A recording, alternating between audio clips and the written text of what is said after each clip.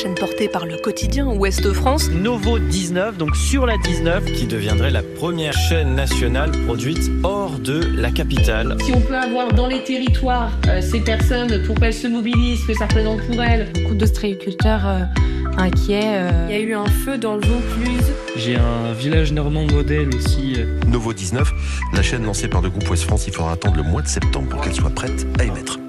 Vous êtes prêts ? Ouais, on est prêts, bien sûr. Moi aussi, je suis là dans un mois. Je serai prêt d'ici 3 semaines, ouais.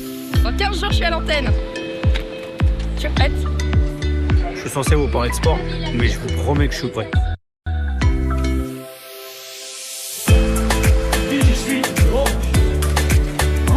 C'est trop beau quand c'est allumé. Là, je pense que ton âge. Là, on a les régions. Dans une semaine, on sera prêt. Aucun problème. Je serai prête dans 5 jours. Alors, j'ai encore 2-3 trucs à tester, mais dans 3 jours, je serai prête pour l'antenne. Vous êtes prêts ? Dans 2 jours. Tu es prêt, Claude? Non, oui, je mets prêt. C'est le moment qui décide. Il est beau, Rigidel. Claire, est-ce que t'es prête? Pas complètement, mais dans quelques minutes, oui. Rodolphe Grenelle, vous êtes prêts? On est prêts? On est prêts. Bienvenue sur Novo 19, je suis très heureuse, j'ai le cœur qui bat très fort, je suis assez émue de partager ce grand moment avec vous et avec toute l'équipe de Novo 19. Il tenait à être là, présent, pour vous dire bonjour.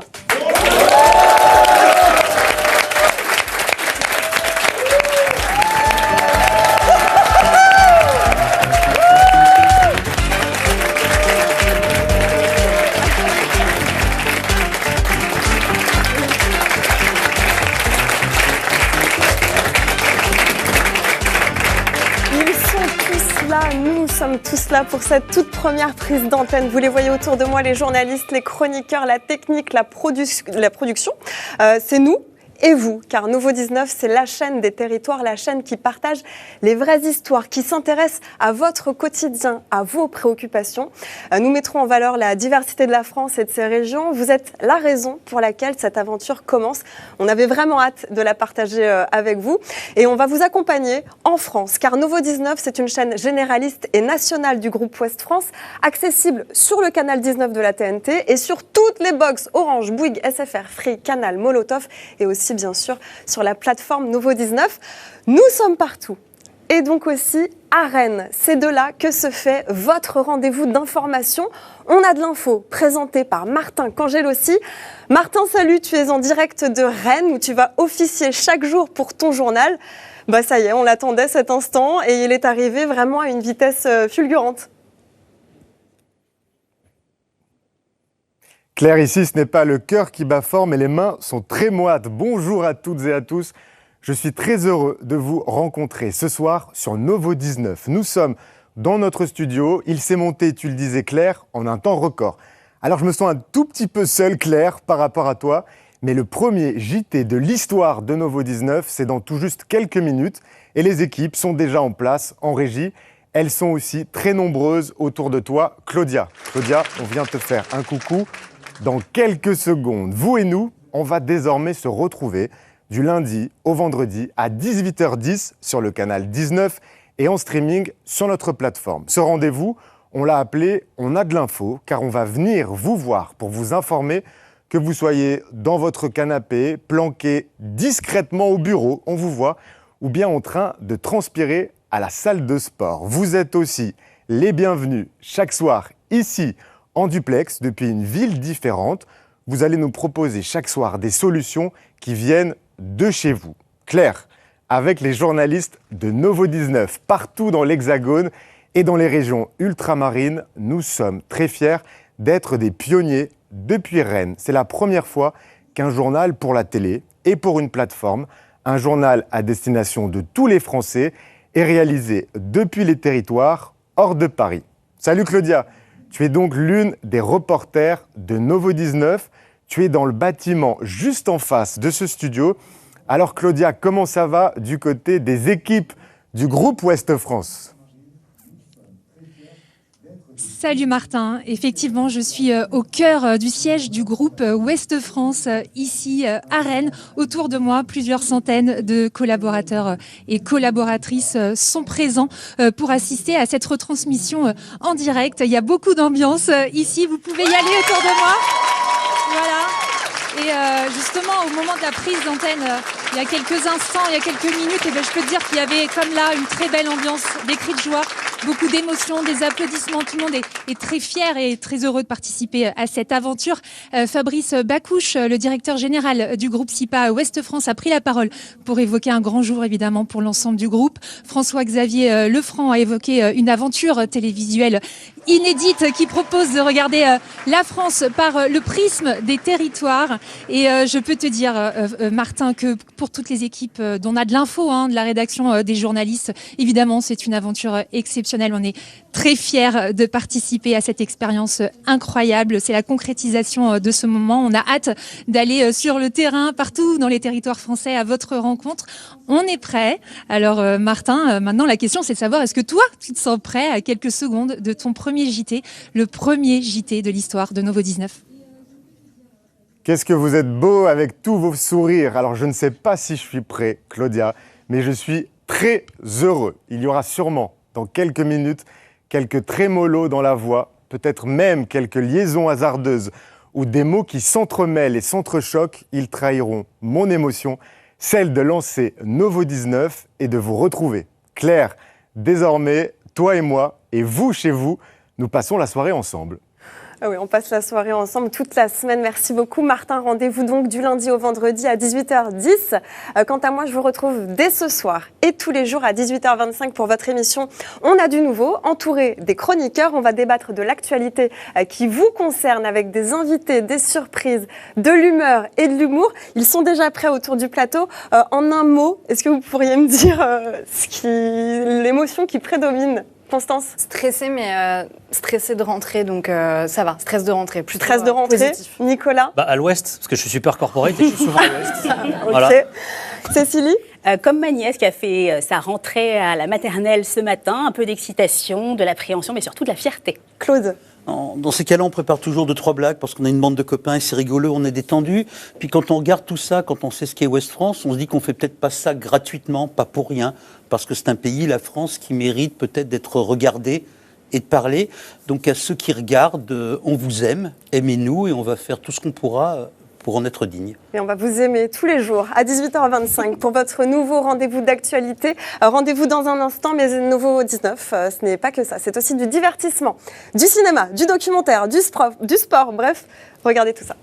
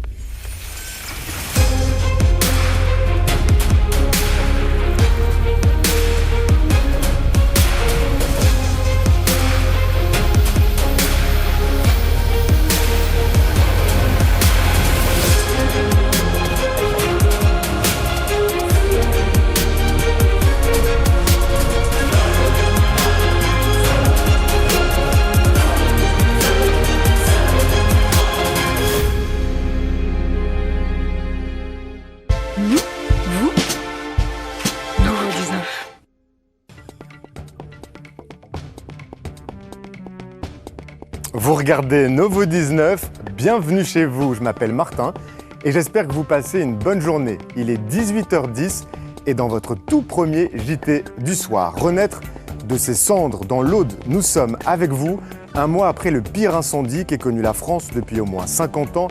Il va falloir du temps pour que les vignes dessinent à nouveau le paysage et que la terre nourrisse les hommes, mais la solidarité est là. Bonjour Gilles Goujon, chef 3 étoiles au guide Michelin. Bonsoir Martin. Ici à Fanjoncouze, la solidarité s'organise et ça fait chaud au cœur. On arrive, un rhume et sortez vos papiers s'il vous plaît pour prouver que nous avons de la fièvre. Merci désormais d'envoyer un arrêt de travail ultra sécurisé et non plus une feuille achetée truquée sur Internet. À la clé, 30 millions d'économies pour le bien de tous, on vous raconte.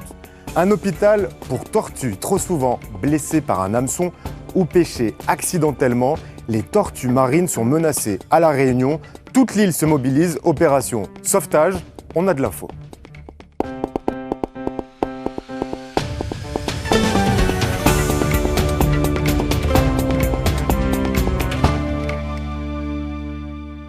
Le territoire du jour, c'est l'Aude. Il y a tout juste un mois, vous luttiez contre les flammes. Le pire incendie en France depuis au moins 2 générations dévorait la Pinède et engloutissait avec lui des dizaines d'habitations, des centaines d'hectares de vignes et des milliers de souvenirs. Novo 19 est avec vous dans cette vie d'après.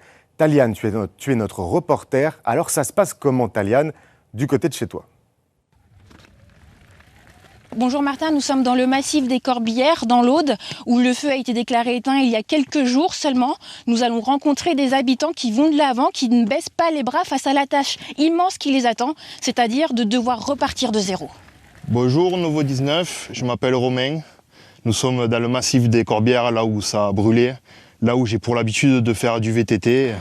38 ans que Romain côtoie ce paysage. Aujourd'hui, c'est un décor méconnaissable. Ça m'attriste parce que voilà, c'est nous qui aimons la nature par rapport à la randonnée, au vélo.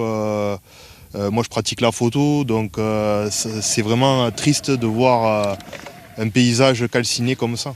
Et je suis maire de Jonquière, un petit village des Corbières, tout petit village d'une 50aine d'habitants qui vient malheureusement d'être complètement dévasté. C'est dramatique. De toute façon, un village comme le mien, comme Jonquière, n'a pas la surface financière suffisante pour tout rebâtir. Jonquière, comme beaucoup d'autres communes des Corbières, dépend de la viticulture et les vignerons n'ont pas été épargnés par l'incendie.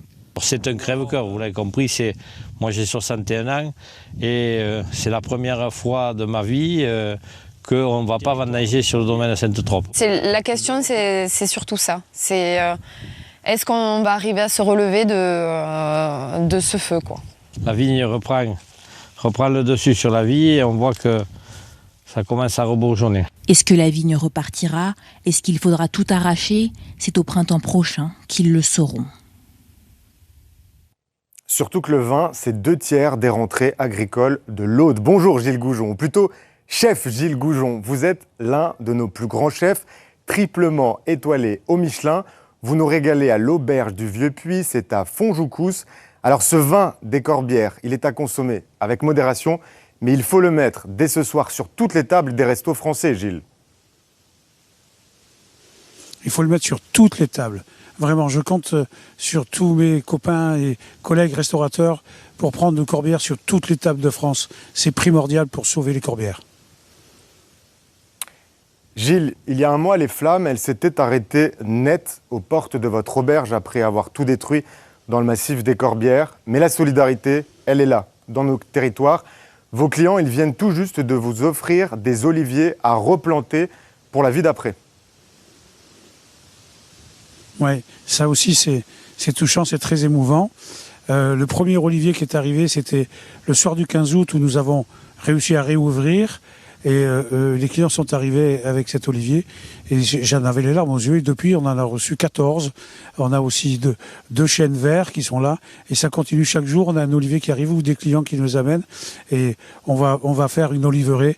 Et devant chaque arbre, on mettra le nom des clients parce que je trouve ça fantastique. Et puis Gilles, chef Gilles, vous avez des voisins inattendus. Je disais Gilles, vous avez des voisins inattendus depuis ce week-end. 1500 rêveurs, toujours sur place pour faire la fête. Vous attendez qu'ils partent ce soir pour continuer à reconstruire. Prochaine étape, une asso que vous montez et un grand nettoyage dans 15 jours entre potes du coin. Oui, c'est ça. Le 15 septembre, on va faire une grande journée solidarité où j'ai déjà 60 ou 80 personnes qui vont être là. Donc on va nettoyer un peu les abords de tout ce qui est l'auberge. Mais comme on est tellement nombreux, on a déjà vu le maire pour pouvoir faire quelques parcelles et avancer dans le village pour que on puisse vraiment nettoyer. Et j'aurais bien aimé que les raveurs viennent donner un coup de main aussi, mais je pense que c'est pas possible. Ils ne sont pas encore partis, Gilles, on ne sait jamais. Donc là, non, Gilles, une solution peut-être des territoires, je sais que vous connaissez ce territoire par cœur, une solution facile pour que ça ne se reproduise plus. Alors, facile, il n'y a pas de solution facile. Pour que ça ne se reproduise plus, il faut qu'en amont, on fasse d'autres travaux qui n'ont pas été faits. Ça veut dire que déjà, il faut qu'on aille, moi je dirais capter, on a de l'eau sous nos pieds dans le Baronne, il faut qu'on ait ça, parce que les pompiers ont été plusieurs fois sans eau, des camions sans eau, comme vous voulez qu'ils fassent. Ça, c'est pas possible. Et puis, il faut aussi qu'on fasse de l'écobuage, peut-être, qu'on défriche, qu'on fasse des coupes-feux. Tout ça, c'est pas fait parce que on nous empêche de le faire, parce que c'est contre la nature. Sauf qu'au bout d'un moment, à ne pas vouloir couper quelques centaines de mètres carrés, on a 25 000 hectares qui brûlent. Voilà, donc à un moment donné, il y a plein de choses qu'il va falloir mettre comme idée et y travailler. Moi, je ne suis pas spécialiste, mais je pense qu'il y a des choses à faire. Merci Gilles. Gilles Goujon, chef Gilles. Merci d'avoir été avec nous sur Novo 19 pour cette première. Et dans le massif des Corbières, les sonneries ont retenti à nouveau ce matin dans les écoles. Les écoles avaient été épargnées par les flammes. Vous avez été 12 millions d'élèves à faire votre rentrée des classes, moins les 700 000 élèves dans les Bouches-du-Rhône bloqués chez eux à cause des intempéries. Pour le reste, la rentrée 2025, elle ressemble à ça. Je me sens bien sereine, il y a encore beaucoup de choses à mettre en place. Le problème de la première matinée, c'est qu'on prévoit pas mal d'activités et on ne sait pas combien de temps les enfants vont mettre à sortir leur matériel, à s'adapter. Et ils ont encore besoin de raconter leurs vacances, de discuter un petit peu entre eux. Donc c'est important de leur laisser ce temps aussi pour qu'ils se sentent à l'aise dans la classe, pour qu'on puisse rentrer dans les apprentissages.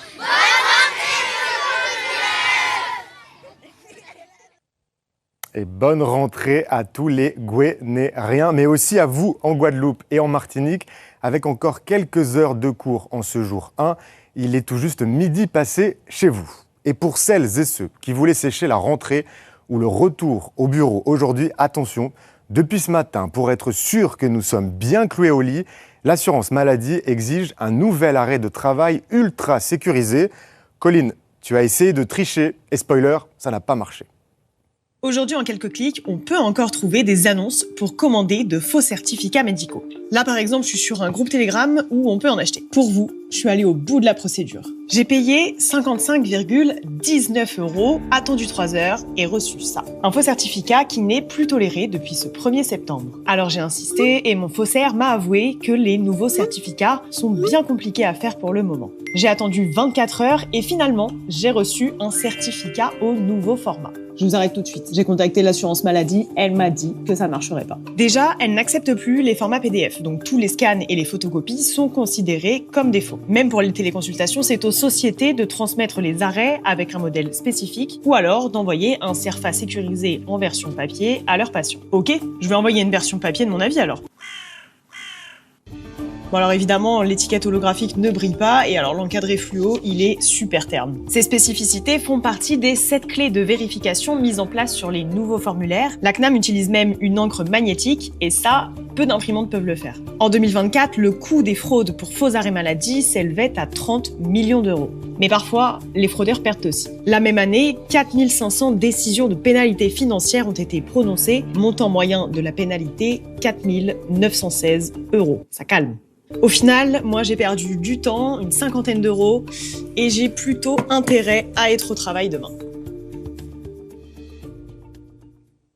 Vous regardez Novo 19 en streaming sur notre plateforme et sur le canal 19. La suite, c'est dans l'info en 19 secondes. Bonjour et bienvenue. C'est à grande rentrée aujourd'hui, Martin, et c'est aussi celle des collégiens des établissements publics avec quelques nouveautés. Par exemple, cette année, l'interdiction totale de l'utilisation des téléphones portables est généralisée. Collégiens, pendant les heures de cours, vos smartphones devront rester à la maison ou alors dans des casiers, mallettes, pochettes, en fonction de ce qu'a choisi votre établissement.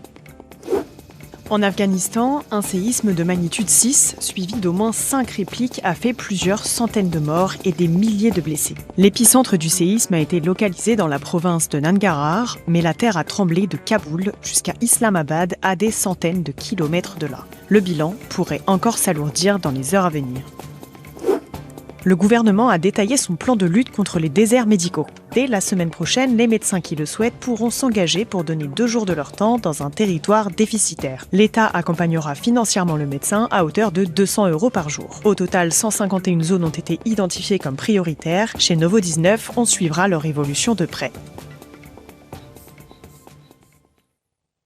Y croire jusqu'au bout, François Bayrou tente de se rassurer en recevant les partis politiques chez lui à Matignon. Mais si le gouvernement tombe dans une semaine, Topil, c'est quoi la suite ? Quel scénario possible en cas de chute du gouvernement ? On fait le point. Tout laisse à penser que François Bayrou a déjà perdu son pari du vote de confiance. Chacun refuse de faire des concessions, chacun refuse d'entrer dans une logique de compromis. Et là, on est dans une phase où tout le monde est en train de chercher le nom du futur ou de la future Première ministre. Une nouvelle dissolution résoudrait-elle ce blocage ? Si les derniers sondages donnent plus de voix au Rassemblement national en cas d'élection législative anticipée, l'hémicycle aurait la même répartition. La tripartition même de l'Assemblée nationale elle risque de se reproduire et donc ça ne réglerait rien. C'est-à-dire qu'il n'y aura toujours pas de majorité dans cette Assemblée, que des majorités relatives. C'est pour ça qu'on a un blocage. Le Premier ministre reçoit les différentes forces politiques jusqu'à jeudi. Saura-t-il les convaincre ? Réponse le 8 septembre. Il faut sauver les tortues marines de la Réunion et de Mayotte. Dans quelques années, on pourrait ne plus les croiser en mer, ni sur les plages de ces 2 départements français. Trop souvent, les pêcheurs les attrapent par accident dans leur filet ou dans leur hameçon, et ces blessures leur sont fatales. Bonjour Stéphane, vous êtes directeur d'un grand observatoire des tortues. Et vous Stéphane, vous faites quoi pour la planète ? Bonjour Novo 19, je suis Stéphane Sissionne, directeur de Kélonia, l'Observatoire des tortues marines de la Réunion. Le programme Save Turtle Run est un programme qui a été mis en place à l'initiative des pêcheurs qui capturent de temps en temps des tortues sur les lignes qu'ils posent pour pêcher le thon ou l'espadon. Bonjour Novo 19, je m'appelle Fabrice Danic, ça fait 25 ans que je suis à la Réunion. La semaine dernière, j'ai ramené 2 tortues prises accidentelles que j'ai ramenées à Kélonia. Ça sert à rien de les relâcher avec un hameçon. On sait qu'ils vont mourir, donc ça autant les ramener à terre. On a fait des réunions avec eux pour les former. Donc d'abord les former pour pouvoir retirer l'hameçon lorsque c'est possible à bord. Et lorsque c'est pas possible parce que les conditions de mer sont pas favorables ou parce que l'hameçon est trop profond, on va chercher la tortue sur les quais. Et ensuite on prend en charge la tortue, on l'opère pour retirer l'hameçon.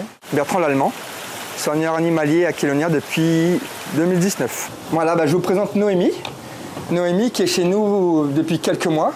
Pareil, même chose que poser de tortue, c'est pêche accidentelle. Qu'est-ce que je vais faire ? Je vais lui faire une petite couverture antibio pour qu'elle aille un petit peu mieux. Donc là, on vient de sortir la tortue de son bassin de convalescence. Voilà. Ça y est, donc le travail a été bien fait. La tortue est repartie à l'océan, donc c'était vraiment l'objectif. L'objectif de tout le monde, l'objectif des pêcheurs, l'objectif des soigneurs et de tous les gens qui nous accompagnent dans ce programme-là. C'était On a de l'info numéro 1. On vient de passer 15 minutes ensemble et depuis 15 minutes, 285 filles supplémentaires ont eu le droit d'aller à l'école partout dans le monde. C'est 50 millions d'écolières en plus en 10 ans. C'est notre chiffre qui fait du bien à ressortir au dîner ce soir. Tout de suite, le grand lancement de Novo 19 continue avec Claire Arnoux et ses chroniqueurs parce qu'on a du nouveau. Nous sommes à Rennes, vous êtes à Colmar, à Cayenne et partout ailleurs dans nos territoires. Vive Novo 19, vive le groupe Ouest France. À demain.